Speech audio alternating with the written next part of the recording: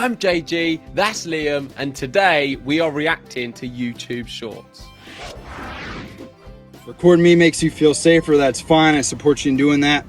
But here's what's gonna happen next. You're gonna do me a favor and I'm gonna do you a favor so we can both go on about our day. What favor can I do for you? You're gonna slow it down when passing through here. We got a lot of traffic. I'm gonna rip that Biden Harris bumper sticker off the back of your car so people don't think you're an idiot. Political. Recording me makes you feel... Ooh, so he's got a political sticker on the back of his car. I mean, that's fake. Look, what police officer wears that, mate? That's fake. Yeah, but I think in America, they wear weird things. What's your view on having a political sticker on a car? It's your car, have what you want, mate. I mean, in the UK, we have people with stickers on like the windshield. What, ready for Rishi? Bring back Boris. No, I don't mean political, but we have like kid on board and stuff. Mate, it's your property.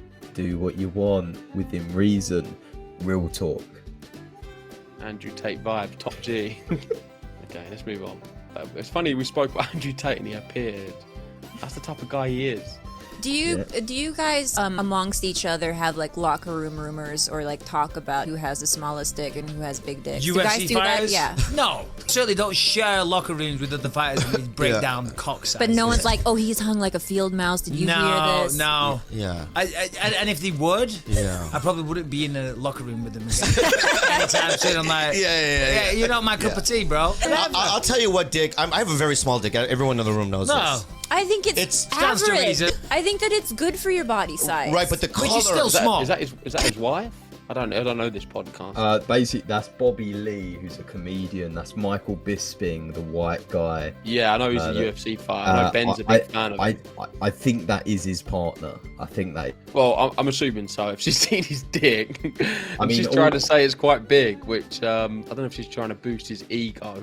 But on the topic of do guys really talk about it? Never from my experience. I mean, I don't know about yours. I've been in a swimming changing room where two guys are comparing. What, friends or just random people? Friends. He's just a random man in the change room. So imagine this on a real one. I was in this wooden locker room. I got two geezers either side of me comparing their shit, bro. And then I'm just in the middle, like on an actual real one, I'm just staring at it. Like, no. Why did you join in? No, but the thing is, I can't sit there in my little towel and go, oh, I don't want to look at this. Like, I'm just sitting there, I'm going... Well, I mean, that's the normal thing to do. Most people in that situation would walk away from it. You chose to sit down and have a look. Mate, I'm in a swimming... you know, like the swimming change rooms? Like I know what they are. Like the wooden outside ones. What, am I going to walk out, start naked, butt naked? I was like 8 years old. Okay, this is getting weird. You are a felon, correct? Incorrect. A felon would be convicted of a crime, correct? And serve jail time, correct? Yes, I believe so. That's the technical... But what if I was innocent?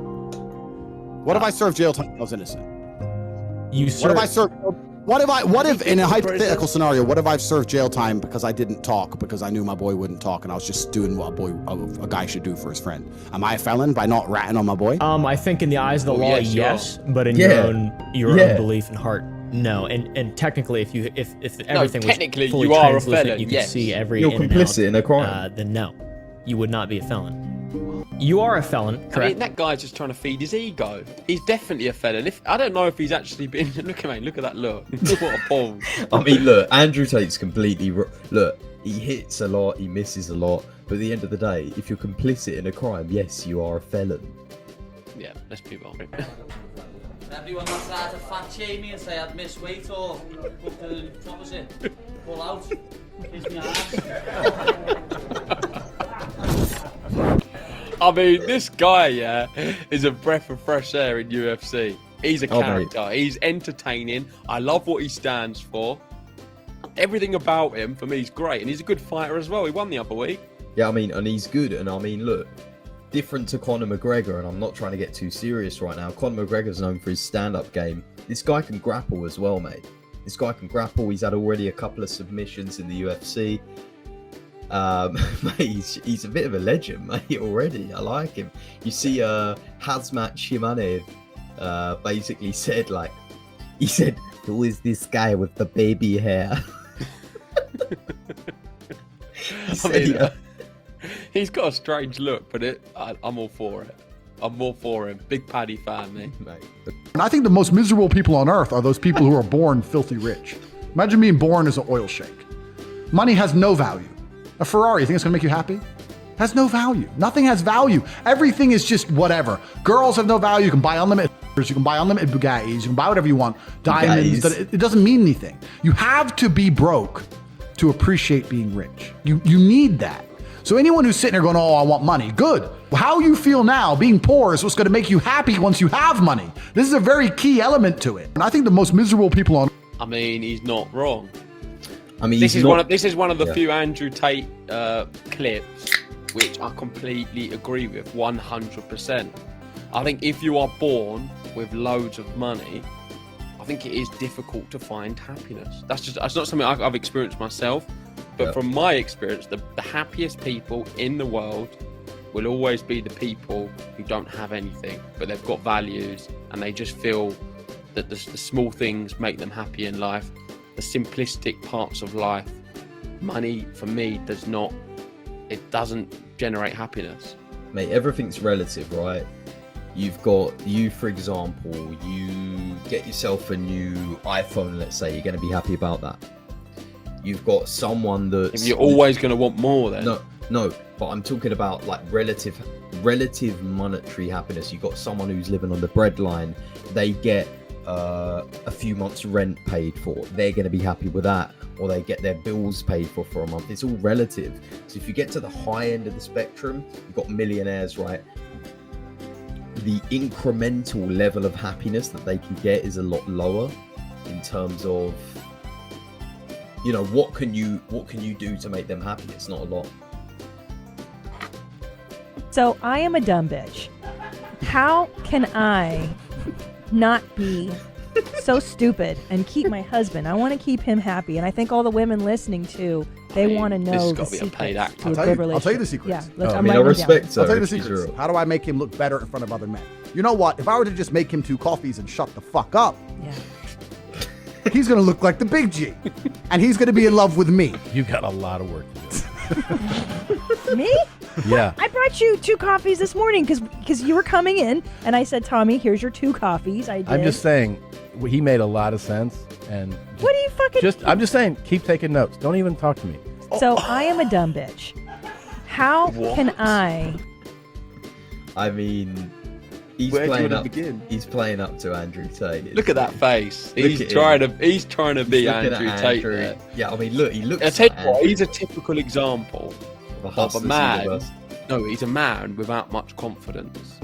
But then when he has someone goading him, like an Andrew Tate style character in the like room, a JG, all of a sudden he's a different personality and a different person. And his wife, he doesn't care if he wants to. He'll show her up because he feels like the big G now in front of the OG big G. And this is part of the Andrew Tate. I'm gonna call it an epidemic. No, I feel like, look, you could argue he says some things that make sense. Everyone can say things that make sense. You rarely come across a person that says things that don't make any sense. But like, you look at this guy, as you just mentioned, he's feeding off that. And he's channeling that negativity. I've met a few people like that, JGU. Me too. Not going to say names. The amount of people that have tweeted me or Insta'd me over the past month or two saying fight Sean O'Malley, I'm like, lad, he's well lighter than me. What are you on about? But he's a bit of a bitch ass, like, isn't he? You know what I mean? Hurt his ankle and blamed his loss on that. He's a little pothead, so that's off to him, lad. He's still getting shit done while he's stoned half the time, so well in Sean O'Malley, but I do reckon you're a tool. He's got kiss strikes, you know what I mean? He's got good stand-up, but as soon as he gets put in there with a decent grappler, he's just gonna get beat. The amount of people... Mate, I absolutely love Paddy Pimblett. Mate, and do you know much about Sean O'Malley? I don't, but I just love Paddy. Mate, and whoever he fights, I am going to watch it. I will support him. He says it as it is.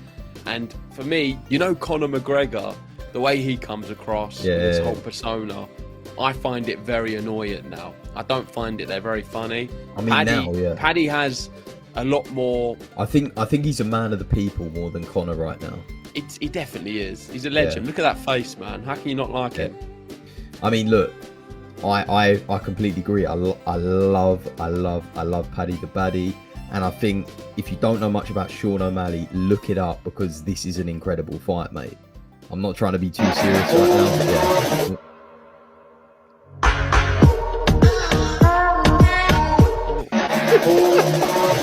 I mean, who's that? Mate, he's pretty stacked, but I don't have a clue who he is. I just think it's funny that the top G is a fanboy.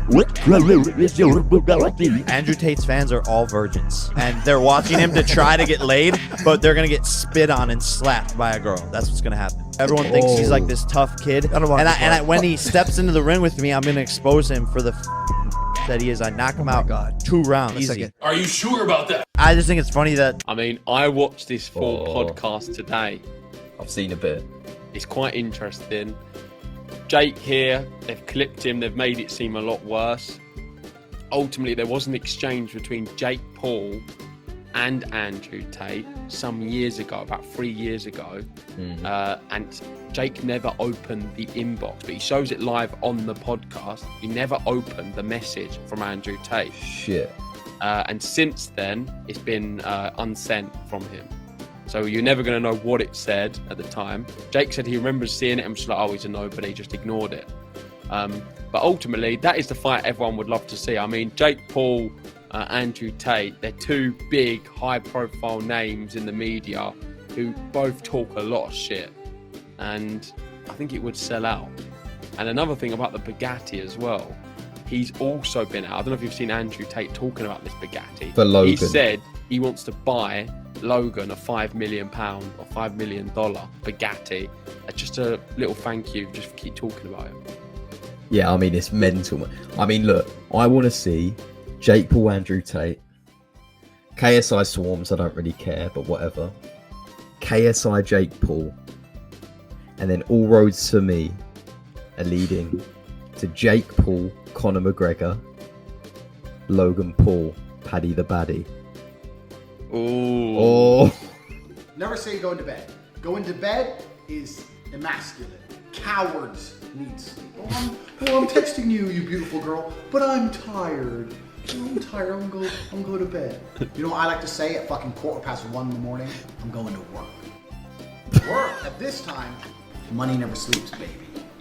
I'm going to fucking work. Then I go to bed. It's fine. Then I go to point is, she said they're going to work. What do you do? I'll tell you in person. Never say you're going to bed. I mean, listen, I'm going to be honest with you. That's actually a very good pickup line in terms of it's a persona he's acting. It's very cocky. No, it's very cocky, but hear me out.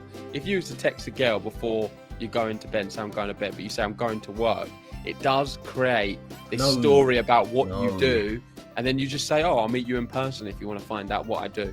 No, mate. They think It's you're arrogant, working, but it works. They will think you're working on the steel yard or the oil rig. I'm going to work.